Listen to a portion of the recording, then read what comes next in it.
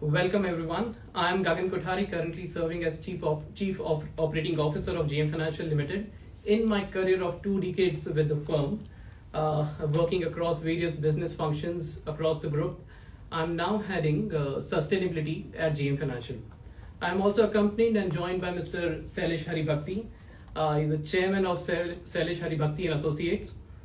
Mr. Haribhakti is recognized as a thought leader and innovator and an sustainability evangelist. A pioneer in ESG principles, his visionary leadership spans 5 decades, during which he has transformed many industries, redefined governance standards, and championed exponential technological and fostered sustainable development. Today, we are going to talk about a topic which is becoming increasingly important to society, to businesses, to individuals. That's sustainability. Simply put, sustainability is about meeting our present needs without compromising the ability of future generations to meet their own. It's about creating a balance between environment, social, and economic factors to ensure a better future for our future generations to come. Sustainability is becoming a business essential. From responsible investing to greener operations, from transparencies, companies are redefining growth for a purpose. So, welcome, sir. Let's dive straight away into today's topic and explore the sustainability and its linkages with businesses. How can we strike a right balance between profitability and sustainability, and why it matters the more even now than ever. Question 1 for you, sir. Sustainability is a global trend and a business priority. How do you see it shaping, especially for the future of the companies in India? Well, let me say the following. We are no longer in an era of incremental change. We are now custodians of a future where leadership is measured not just by profits, but by the abundance that we create through regeneration, through the deployment of intelligence, both living and machine, and in every act of service, including every service that JM provides. That's So let me begin with a very provocative and bold premise. Sure. Waste is wealth. That's true. How you Hydrogen is hope. Fusion will be a reality. Intelligence is alive. There's a convergence of biology and artificial intelligence. Yes, exactly. And AI is no longer a tool. It is a co-pilot, a trusted co-pilot. And therefore, sustainability need not be talked about in terms of anything but clearly creating incredible value. And so that conversation about sustainability has to now be flipped to mean that sustainability will deliver huge value and abundance. That's the change that I would like to see happen. That's wonderful, sir. I mean, interesting thought, but from a BFSI standpoint, most of it, including the convergence, what you spoke about, the AI integrations and all, is really relevant. What is also more important from BFSI is the governance and transparency, putting accountability into actions.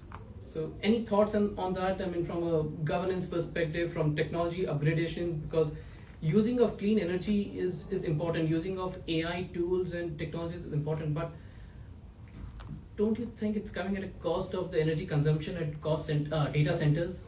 So any thoughts? Well, that's exactly where life is going to take an about turn. You know, the most productive power consumption wise instrument for creating intelligence and for actually creating abundance that we talked about lies between our 2 ears, our own brain. And the entire attempt of the human race as we speak is to transfer the capacity of the synapses which exist in our brains, which do all the creation of intelligence, into actual applications. And that's why we are seeing. Now I don't talk anymore about zero to landfill. I talk about zero landfills. And how do we do that? For example, you can convert, and this is a fantastic opportunity to finance not just CSR, but an extraordinarily profitable project. To convert through new technology, which as we speak has just been perfected at no less an institution than Bhabha Atomic Research Center, where plasma is going to be gasified. Oh, And that is going to help us to convert waste to syngas and from there to hydrogen. oh, wonderful. Now, if that, which is going to happen at pilot scale next month, if that can get fully productionized, you can think about every city becoming a hydrogen hub. And you can see all mobility. Mobility going to the grid is the idea that China adopted. And it is a fantastic idea. Everything that China did to mobility is electric. BYD has become the largest single automobile manufacturing company in the world. Far, far. It's the number of cars that it is selling is creating a daylight distance between it and Tesla. And it's all electric. And it's not just cars. It's buses, it's all modes of transportation on land. And it's all to the grid. So that is where I feel we will in India also be able to create thousands of jobs and create multiple hydrogen hubs. So with this clean energy and hydrogen fuel or energy coming into play, you believe that the dependencies on the fossil fuels and those energy will gradually go away or completely go away, or they'll coexist? I had said 10 years ago that we will see a time in my lifetime when we will not have a single megawatt of energy being generated from fossil fuels. And the good news for us is today the technology exists to make that happen profitably. It has moved fast. And Technology has at a moved fast. cost which is a fraction of the cost of doing it with fossil fuels. So, sir, to put things in perspective, I mean, all this is more from a culture setting, okay? And more, again, so from a purpose-led organization, okay? Even when we talk about in the boardrooms, it's because sustainability is no longer, I mean, a subject which is not spoken about. So, and beyond financial metrics and all, okay? ESG as a principle, we also speak and discuss about the metrics related to it, and from culture setting perspective, how do you see that happening? You know, the penny drops only when you talk in terms of economic advantage. That's true. There's nothing else that makes the penny drop in a boardroom. But I just want to put a caution. Don't you think the investment related to sustainability, the cost of capital, the ask is so high that investment, it becomes many times a deterrent? Not at all. So It has green bonds. It has become an inverted curve. All finance in the future will be green. So let's forget about talking the difference between green finance and other finance. Would you ever want to ever finance a coal mine? That's the question you have to ask. Would you ever want to finance the next oil rig if your option is to finance a hydrogen hub which is likely to give you Obviously great not. power? There you are. That's the answer. That's the answer.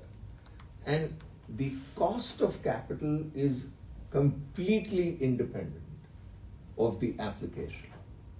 The application will be so because it makes sense. Now take grids. Yeah. The greatest challenge of renewable power is to make sure that it gets conveyed into the grid. we need methanol to carry hydrogen safely, to make sure that it gets reconverted to hydrogen at the point where it has to enter the grid or where it can be consumed, right? Absolutely. This requires financing. So you need a whole network of microgrids, and we need absolutely high performing grids at a national level, so that the peaks and troughs of power can be managed. Huge infrastructure that you're talking about, because this would involve a new infrastructure.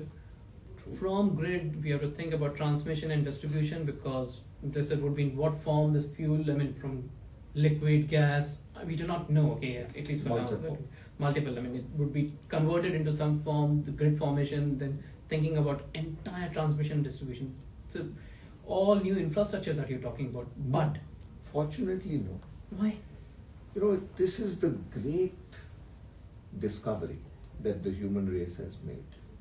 Our existing grid has to be refashioned, has to be re-engineered in a way that it will pick up the renewable power and transmit it.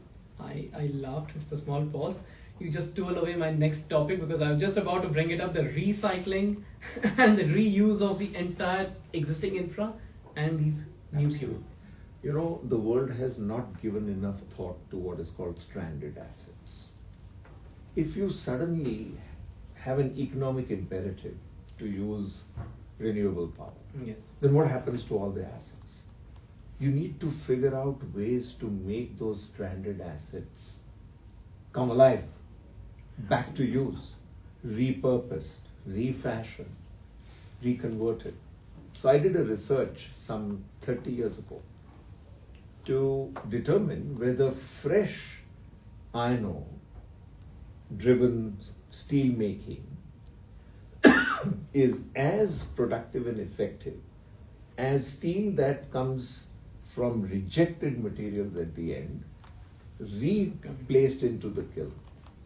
And our completely non-intuitive finding was that it has no impact on cost. No impact on cost. No impact on cost.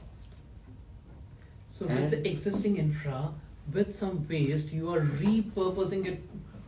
It's And no completely, additional- this finding appeared in the Anthology of Accounting by Professor Ijire, Okay. who was one of the famous professors at Carnegie Mellon.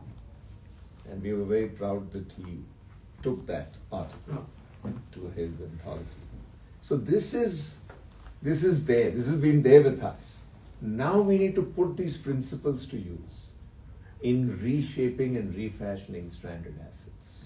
Sir, I've been a firm believer of repurposing the existing infra and the existing asset, and how do we blend it with its output and use it back to recycling it, use those ways to see it. We have been speaking about upcycling and reusing and recycling. It has just to put in place not only on the output but also on the infrastructure in those assets. Absolutely. So- That is the holy grail, and that's what's going to make finance exciting. It is. That's what's going to make life at JM very exciting. Thank you, sir. So coming to the next, okay, it is highly competitive market, okay, which means companies need to strike a balance between profits and being responsible. I heard your views on these are all going to come at no additional cost, but anything more from waste and manufacturing standpoint, and please don't forget, how does it really impact the BFSI sector? No, absolutely. You know, I'm a great believer in manufacturing 6.0. Nobody has talked about anything beyond 4.0, and Yeah, therefore it's 4.0. purposely I'm using 6.0. Okay. Because manufacturing has to be scaled, it has to be flawless, and it has to be of such a quality that what is produced will instantly be marketable to a satisfied customer. How can you bring all of this together? Are you talking about zero waste, Absolutely. company operating at zero error? Totally. Zero light to start with. Okay, please Dark explain. factories. Okay. You know, if you have, okay, so let me give you another very startling statistic.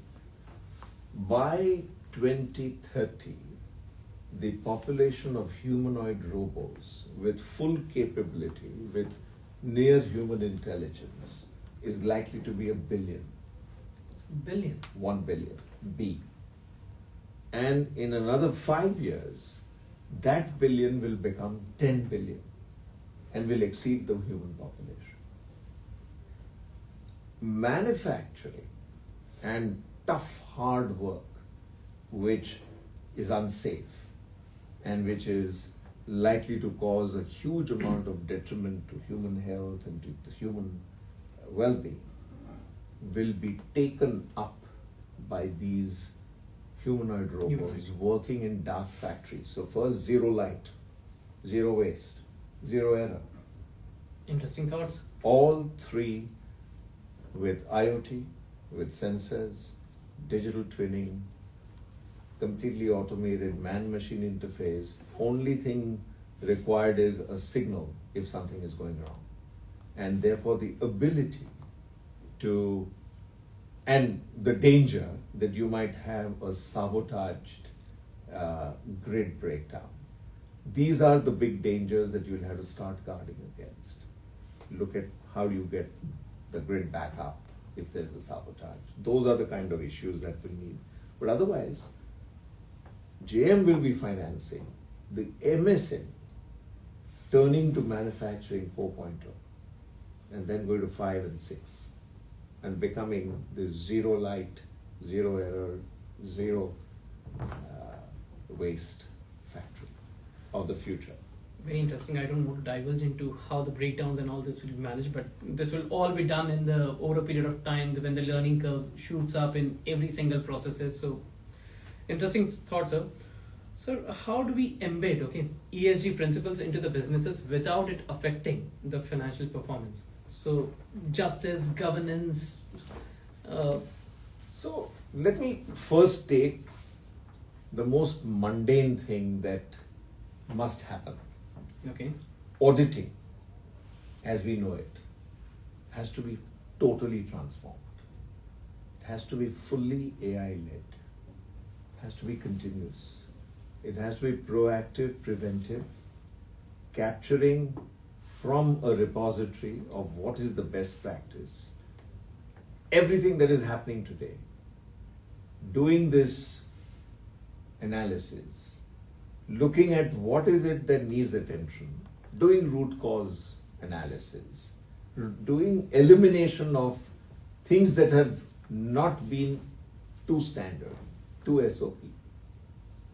Not to forget that every SOP within the next 3 years will be written by an AI.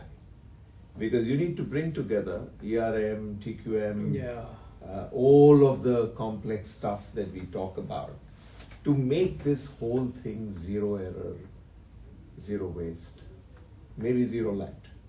So for all of that, you need what I like to call this continuous auditing process, which will leave you fraud-free. You know, we are used to understanding the multiple lines of defense. First has to be the defense of the system. Then has to be the defense of the people within the company. Then the defense of the internal audit function and the statutory audit function, and then the regulatory function. All of that working together to create a enabling environment which will enable you to take risk. Because the purpose of audit is not to find the fault, but to make sure that the right thing will happen right every time. That's the new purpose of auditing in the AI world. Interesting thought. Maybe the audit industry is listening to this and we have more thoughts around it. But sir, are you referring to this as what I've understood? It's going to be a real-time audit. Absolutely. Which means the AI would do real-time audit on every second for every actions what we're taking. So which means we are also going back to the theories and what we spoke about those blockchain technology. We'll have to fill in with more and more tools around it. Absolutely. In fact, I'm making a big announcement, but we've just finished writing the book on AI and auditing, which has 4 chapters on blockchain. Interesting. Because blockchain will be the technology of the future, which is going to make a transaction immutable once it is correctly, fully done and is captured into the system. That's the key thing. So what we have to think about is not audit as surveillance, but audit as trust creation. Audit as making this trust creation programmable and embedded into the system. Rather than operating from outside in, it is just part of the DNA of the system. Sir, you're redefining the machine learning into simplifying and coding way differently. After all, we won't need coders. We won't. Vinod Khosla just said in a seminar just a week ago that the world will not need programmers. There are 2 or 3, and actually there are multiple. As soon as you speak, there is another 10 companies coming up. There's a AI called Lovable AI. You should try it out. I will. It's automatic coder. It doesn't require coding. It doesn't require Python or knowledge of C++ or anything of that kind. It just, you give it a English language command and it'll write your programs and make your AI run. So there's a concept of no code, low code kind of system. So I'm No, sure yeah. this is It's something there. similar to that. It's that there. It's application. coming. So people It's have- there. We have experimented in some You know, different form. I was shocked when I realized that the world today has 529 large language models. We thought OpenAI was end of the world. And then we thought, okay, Llama is there and Gemini is there. And, and we started counting 5 or 6, but there are 529 There are. LLMs. The more we think about it, it's going to be more and more complex. But the simplification of these kind of applications. You just is need gonna to come have the in. thought, Yes, right? Simple usage, our language, and it will come through. You know what will happen? Sitting on top of your chosen LLMs will be agentic AI, which will be programmed to agentically optimize all your LLM usage. Ah. And so the minute you fall behind your 3 Sigma standards or 6 Sigma standards, whatever you wish, you'll get back on correction path through the agentic AI. How about that? This is phenomenal. I'm just thinking how linguistic is going to come into all this thing with AI and blockchain, all this technology. You have to put things to right use from putting right and relevant tools. Okay. Absolutely. If you are envisioning of manufacturing 6.0 and the way you are discussing about it in the dark, no light, zero error, okay, it's going to be a different world altogether. Completely. It's a new world we have to New bring. world. But it has to be fashioned by good law and good legal practice and legal outcomes. So, sir, coming to it, when we spoke about from BFSI sector, those digital innovation, those fintech, which has all come into play, what has also impacted is data privacy, okay, impeachment of cyber laws, cyber securities, impersonating, okay, deep fakes. Absolutely. I do not know we are equally equipped, okay, with the growth of good ethical robotics, AI, what you're talking about. Similarly, unethical programs, and those are also been built side by side. No question. Concern is about those cybersecurity cell, which protects, okay, all this or regulates this entire functioning of it. Any thoughts surrounding it? It's a very long answer, but I'll try and truncate. It goes back to our essential philosophy coming out of India. Okay. The word sanskar is the fundamental pivot around which all our philosophies are built. The essential nature of the human race is to do right, be correct, be good. It is the wrong influences and the wrong paths which lead to some gain, which have led to all of this: deep fakes, impersonation, cyber threat, sabotage, all of the things that you mentioned.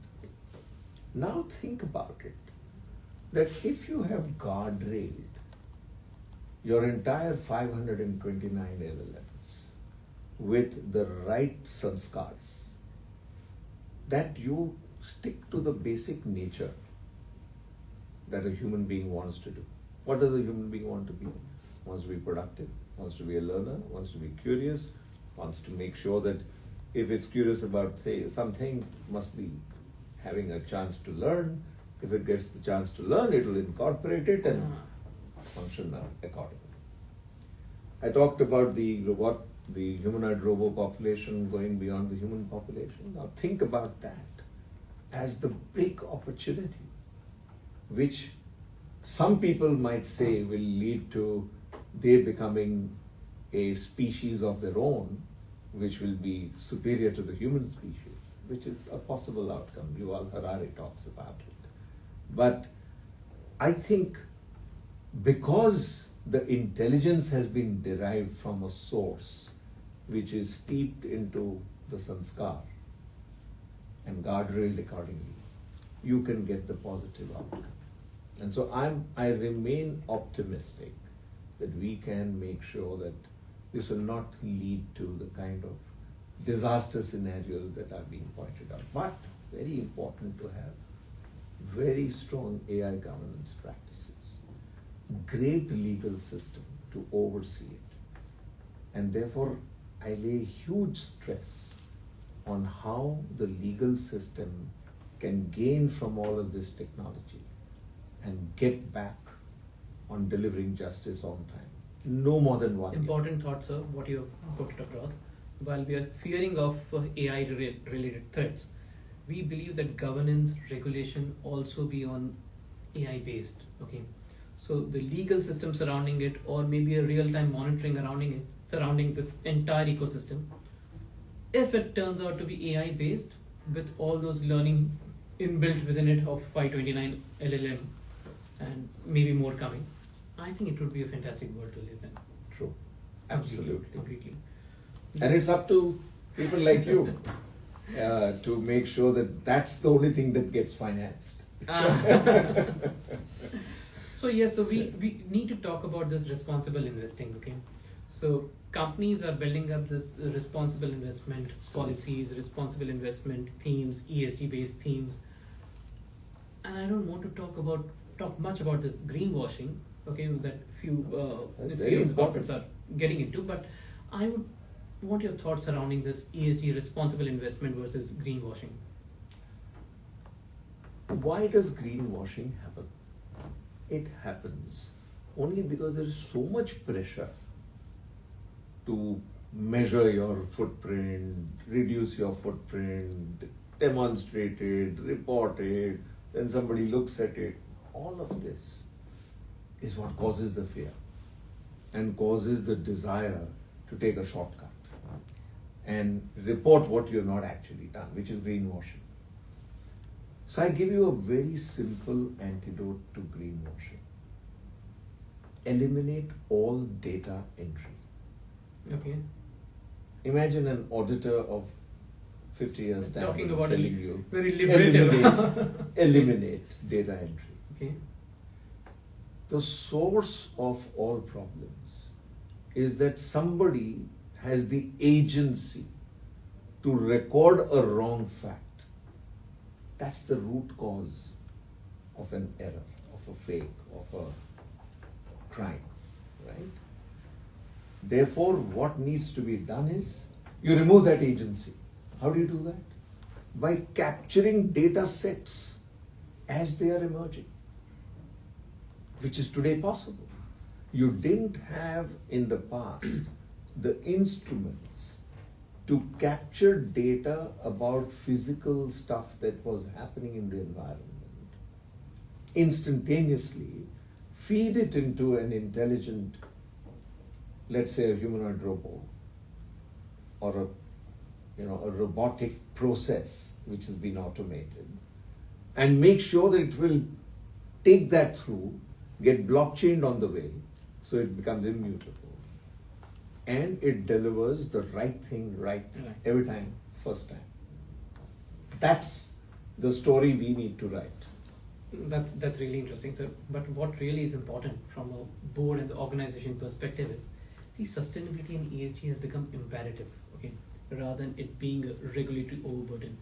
So it's not a burden anymore, okay. People are adopting it by their own will, own wishes. Totally. They have their own cultures being set up that we need to encourage all this. So these data points are going to come, okay.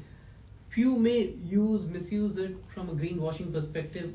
Let's not think The thing more is, of the those. world will find ways to catch it fast. That's what has happened. The number of cases of greenwashing that have been discovered has had a J curve, right? And that's because the discovery is easier. And the regulator is, do you know who has the best access to the highest quality information technology in the world? It's the governments. Yes. In India, the government has adopted That is technology at a pace and at a level that just simply dazzles me. Today, the notices that the government is able to send out are so sharp because they're all AI driven. They are all coming out of a analyzed and analytic machine which pulls out the real stuff. Sir, what are the biggest roadblocks that you see, okay, that an institution face to transform this ESG core practice into an organization? I think it's the challenge of learning, the challenge of development, the challenge of communication, the challenge of making sure that people understand it. And there I go back to very ancient wisdom. Human beings have come where they are only because they listen to stories carefully. Right? So we need to write and tell all the great stories of sustainability, sustainable abundance. And if those stories are told and those stories are picked up and the lessons are learned, that's what's going to transform the adoption of ESG. You are saying that narrative with the blend of numbers is going to make the difference. Totally. So if we give them a hope and future, hope is a wrong word, and show the pathway. Show the pathway and the future. It works very well from any implementation. Absolutely. Thank you. Absolutely. Thank you. Any call of action? Any other thoughts Yes. that you would want to have it across? So let me again say something quite provocative. 2035, India should be net zero, fraud free, hunger free, corruption proof, AI co-pilot. And technology exists for doing all of this. And very importantly, equitably abundant. The two biggest risks to the world today are climate change, which all of us agree readily, Undoubtedly. and the discrepancy of income, the inequality. And therefore I say, very important, equitable abundance. And what that will emerge from is universal basic services of the highest quality. Now we got lost somewhere in defining whose job is it to deliver universal basic service. It's the combined role of government and communities and organizations such as yours and the entire commercial economic community to work together to bring about, once you have made sure that for the asking, a universal basic service, what is that? Education, healthcare, access to all of this, clean environment, sanitation, clean air to breathe, clean water to drink. That's it. That's it. Basics. Only basics. If those are provided, democratized as a right, we can see that all that we said is likely.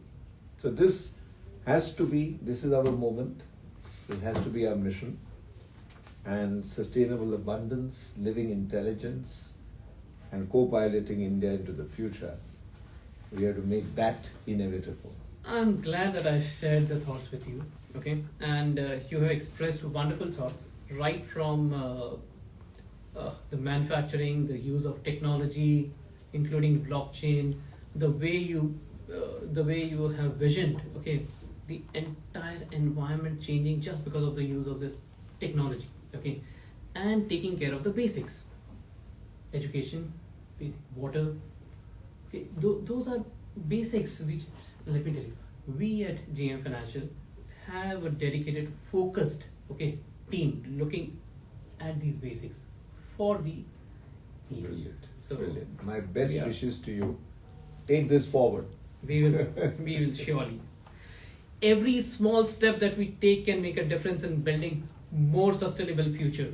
We have to build and focus on sustainability and build a resilient, okay, atmosphere, environment, focusing on innovation and inclusive growth being a key that which has come. Technology being the most, okay. India can create a future, as Sir said, with this abundance and looking and taking care of the basics. We can reach by 2035 rather than waiting for 2047. So special thanks to Sir for sharing his thoughts on the valuable insights. Let's continue and stay informed and take necessary action and inspire others to bring in the positive and potential impact that we all need as an economy. Let's start taking small steps. I must compliment JM for putting this together. Thank you, sir. It's very good. If things permit, we'll come out with additional CDs, so on and so forth, to educate and put your thoughts forward, sir. Thank you. Thank you. All the best.